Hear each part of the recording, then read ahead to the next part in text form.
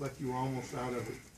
Yeah, it's they had first and second, and then second and third, and Brian Clark was really working hard, getting settled in, and just one of those in between hops for Zach Beckner. He's a freshman, his first time in this type of atmosphere, and he's a really talented player.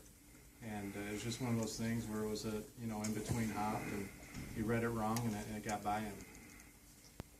So it seemed like you had an opportunity in the first inning to get to Funkhauser, and that didn't happen when you couldn't break through.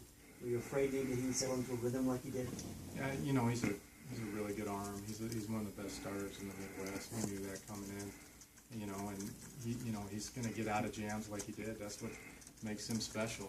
And we did a good job. Johnny Wilson had some really good at bats off of him. Even his fourth at bat there, he hit that ball hard right to the shortstop. But he did a good job, starting us off, good spark plug, and then Troy bunted him over, and we had our 3-4 full hitters had a chance to drive him in. It just Funkhauser was just a little bit better than us today.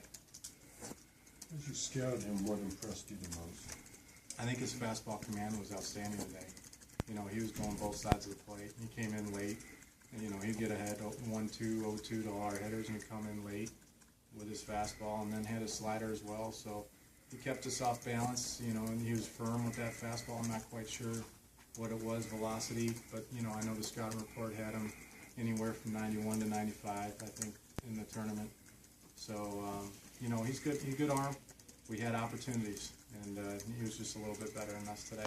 Just to be clear, when you say he came in late, you're talking about late action and strikes? No, he came in on the inner half. Oh, inner half. Yeah, okay. came inside to our hitters a little bit. And